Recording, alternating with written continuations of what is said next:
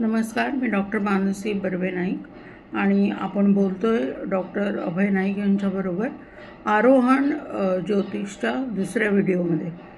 Doctor, आता आम्हाला असं सांगा की तुम्ही MBBS आहात, हो ना? हो.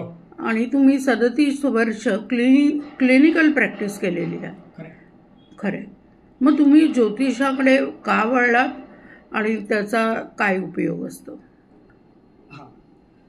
तुम्हाला जाणीव असेल की कुठलंही शास्त्र जे आहे, वैद्यकीय शास्त्र म्हणा, कुठलंही पथीस म्हणा, दे आर नॉट कम्प्लीट.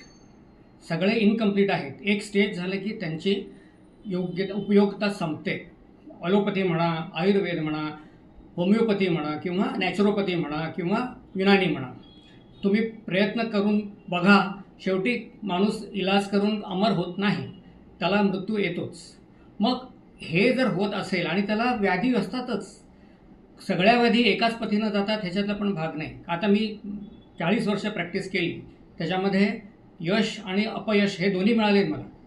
पण मला लोकांचं दुःख कमी करायचा जे प्रयत्न होता, त्याच्यासाठी मी मग दुसरीकडे वळलो. कारण काही जणांना मुलं होत नव्हती, प्रयत्न करून मुलं होत नव्हती, गरीब होते, जमीन विकून मुलं व्हायला पाहिजे असं म्हणत होते, टेस्ट ट्यूब बेबी करा म्हणत होते. पण मला मग ह्याच्यामध्ये जावं असं वाटलं. अच्छा. हा गायडन्स देतो म्हणून मी त्या ज्योतिष्य ह्या विषयाकडे वळलो. आणि हे पूर्ण शास्त्रीय आहे आणि मी पण एक शास्त्रीय माणूस आहे. I am a scientific man. I don't believe in थोतांड. अच्छा. पण हे शास्त्र आहे म्हणून मी त्याच्याकडे गेलो. आणि गेल्यानंतर मला कळलं की काय आहे ते. नमस्कार.